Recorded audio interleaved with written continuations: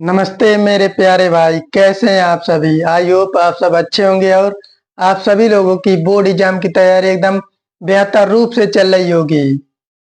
आज मैं आप सभी को पढ़ाऊंगा बेहद ही आसान तथा इम्पोर्टेंट टॉपिक वैद्युत द्विध्रुव तथा वैद्युत द्विध्रुव आघूर्ण।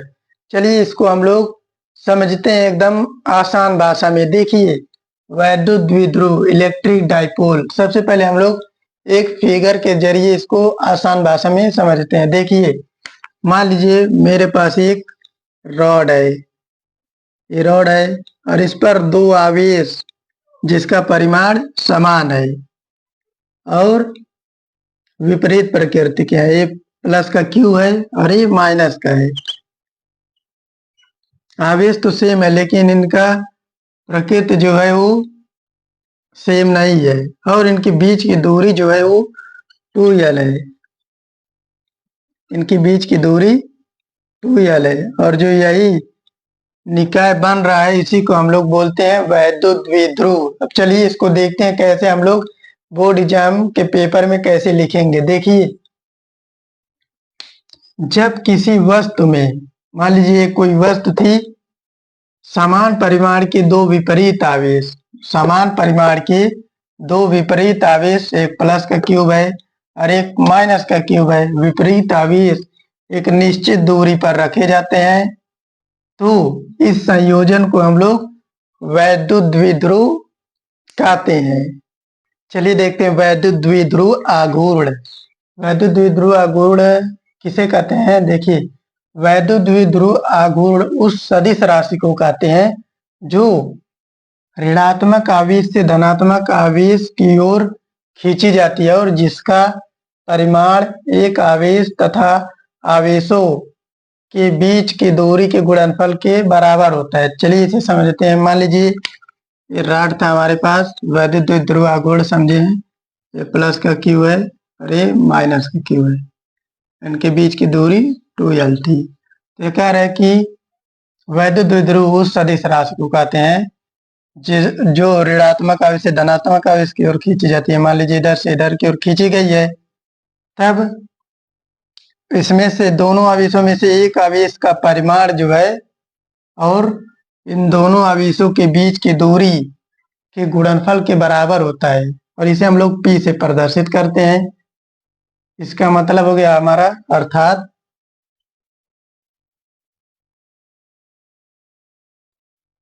P बराबर Q इंटू 2l। इन दोनों आवेशों में से एक आवेश का परिमाण और दोनों आवेशों के बीच की दूरी जो है वो वैद्युत द्विध्रुव आघूर्ण के बराबर होता है। अब इसको हम लोग ऐसे भी लिख सकते हैं, P बराबर 2ql। अब हम लोग इसका मात्रक देख लेते हैं। मात्रक,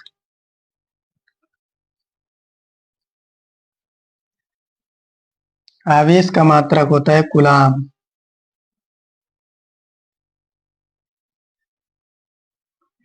और लंबाई का मात्रक होता है मीटर। इसका मात्रक हो गया कूलाम मीटर। ये कौन सा मात्रक है, SI मात्रक। और इसको हम लोग बोलते हैं, इसका मात्रक हो जाता है डेबाई। डेबाई ये केवी मात्रक है, डेबाई। अब इसकी वीमा क्या होती है, चलिए इसको देख लेते हैं। वीमा, वीमा जो आवेश है इसका आवेश का फार्मूला था Q बराबर IT। जो ये धारा है उसे एम्पियर से मापते हैं तो ये हो गया, टी का टी रहता है, AT हो गया इसका। और मीटर का होता है L। इसको हम लोग सही से लिखते हैं, M तो नहीं है, L हो गया LTA। इसकी वीमा हो गया। ऐसे भी लिख सकते हैं, एक प्रकार का और भी है।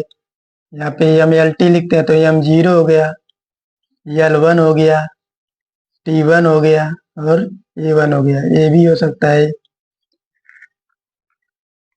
इस प्रकार हम लोग इस वीडियो के माध्यम से वैद्युत द्विध्रुव तथा वैद्युत द्विध्रुव आघूर्ण को एकदम आसान भाषा में सीख चुके हैं।